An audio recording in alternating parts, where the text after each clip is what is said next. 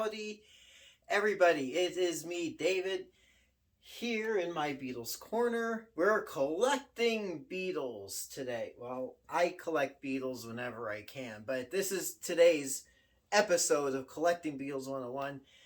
And I wanted to talk about yet another Beatles album. And like I've said in one of my other videos, this channel is going to be Beatles record heavy, because that's primarily what I collect. There's a few other things, but anyway, I want to talk about the album Help. I need somebody help, not just anybody help. So how do I say this? I do have some international versions of Help. So here's one of them. This is what generally the album cover we know and love looks like here well, nowadays. But this is a first press monophonic copy. You see that? There we go. There we go, mono. And this is not a 2014 redo anyway. This is a original 1965-ish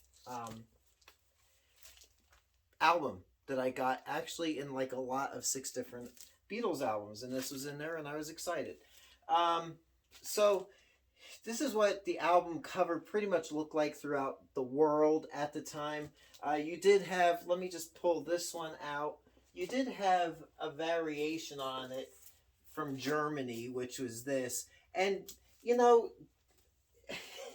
the British album cover is so boring, isn't it? I mean, even the German cover, look at that. I mean, that's cool. You still have the same size picture of the Beatles, but look at, it looks fun. It doesn't look boring like that with that, look at that font and everything. It's like, Anyway, let me throw these back in there. But here in the United States, we got, we got this. And this is, let me take this out of the plastic. This is what we got here in the States. And this is an actual soundtrack album. So it's, whereas the British, well, let's just say in other countries, the Help album followed the same format as the Hard Day's Night soundtrack or LP, where it had the songs from the film on side 1 and other songs on side 2.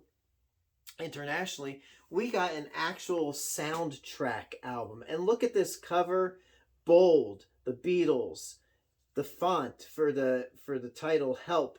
This is the fonts. That's what was used in the movie in the opening credits. So really a great tie-in as far as a soundtrack album. And soundtrack albums were really, really popular back in the 60s. From what I understand, I think it was Andrew over at Parlogram Auctions on his channel had said the number 1 soundtrack album of 1965, it was The Sound of Music. Soundtrack albums were hot. So it is no wonder that Capitol Records decided to go the soundtrack album route with the Help album. Just like what United Artists did with their version of the Hard Day's Night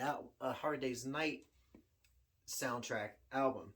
Getting so excited over here. But unlike the Hard Day's Night soundtrack, this thing sports a gatefold cover with photos. Look at that. That is so stinking cool. They didn't get that in England or Germany. And then the back cover, another great full color picture. Look at that. That is so awesome. And I believe Capitol continued issuing the gatefold cover format until 1978, I think. At least that's when they did away with the Magical Mystery Tour. I don't know. This is an Apple label album. And I actually, there's the record. And I actually had gotten this I have a cousin who's about 15 years older than me. Really cool. It was really cool. I was like his little shadow growing up. And he worked at a couple of local radio stations, AM radio stations in New Jersey in the 70s and into the 80s. And it was WRAN 1510 AM on your dial. Um, and it was cool in that when they would cycle through their records, he would grab me the Beatles albums. And I'm holding that one up. He would grab because it's Apple. So when they went to the Orange label Capitol album, they were getting rid of the Capitol or the Apple label. So that's what I get on occasion. I still have a few of those. That's why there's a letter B sticker on here, because B, Beatles, they would put that in the B section.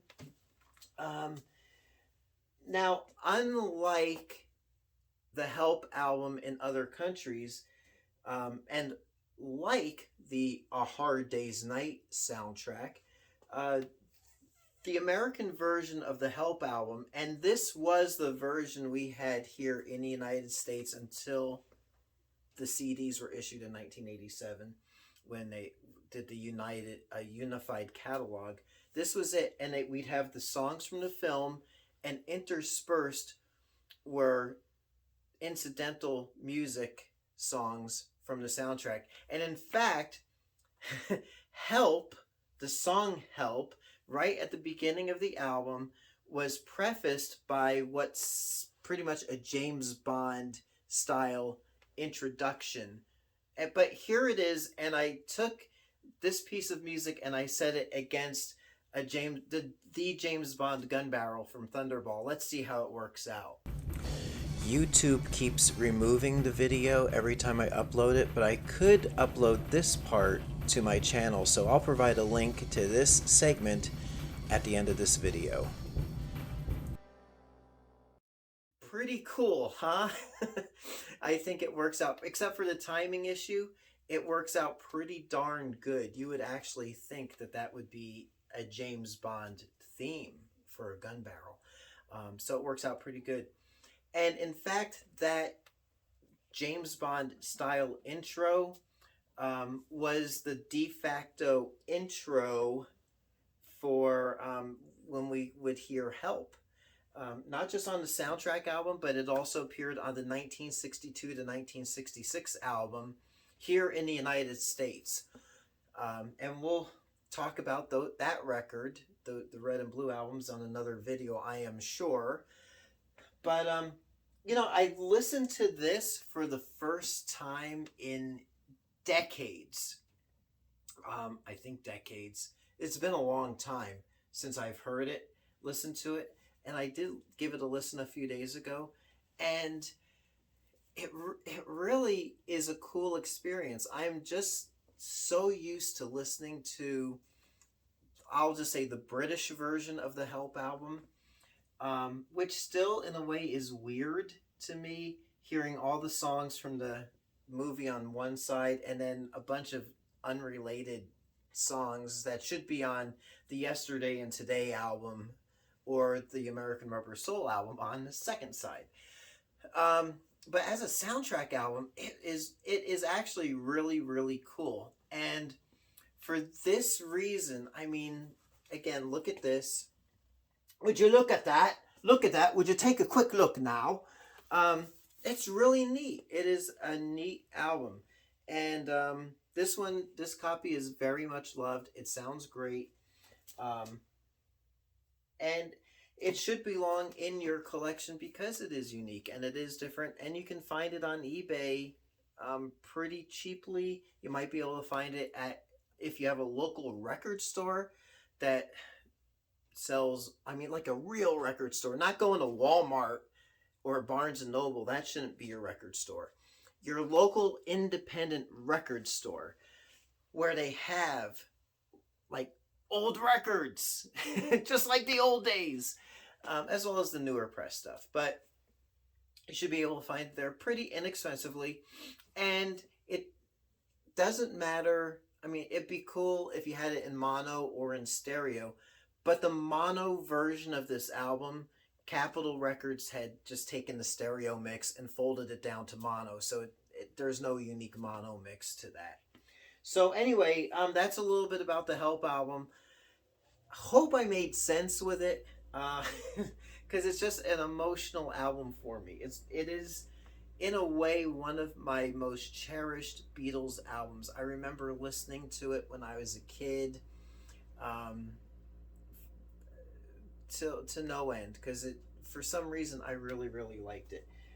So until next time, talking collecting Beatles 101, give you a little emotional insight about this album, and we'll see you next time. Thanks so much for watching.